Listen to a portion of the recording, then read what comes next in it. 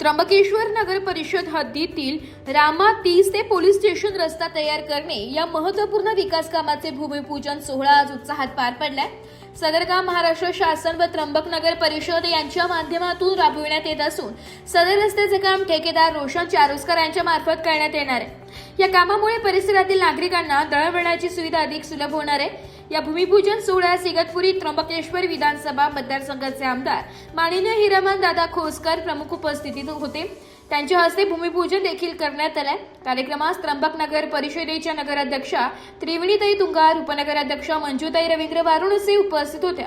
यावेळी संध्याताई देवरे, पल्लवीताई शिरसाट, लीलाताई कोरडे, जयश्रीताई उजे, पूजाताई खाटीकडे, रत्नाताई कदम तसेच रविभाऊ सोनवणे, बहिरू मुलाने, सागर उजे, सागर विधाते, दीपक सोनवणे, दिलीप मुलाने, प्रवीण शिरसाट, जयराम मोंडे आदी जण उपस्थित होते। भूमिपूजन प्रसंगी बोलताना आमदार हिरामणदादा खोसकर यांनी त्र्यंबकेश्वर शहराच्या सर्वांगीण विकासासाठी शासन कटिबद्ध असून रस्ते, पाणी, क्रीडा व नागरी सुविधांच्या माध्यमातून शहराचा विकास करण्यात येईल असे सांगितले। या प्रसंगी तालुक्यातील व शहरातील नागरिकांसह सर्व नगरसेवक व नगरसेविका मोठ्या संख्येने उपस्थित होत्या। विकास कामाच्या प्रारंभामुळे नागरिकांमध्ये समाधान व्यक्त करण्यात येत आहे। नाशिक लोकशाही न्यूज साठी प्रतिनिधी वैष्णव घोलप, त्र्यंबकेश्वर।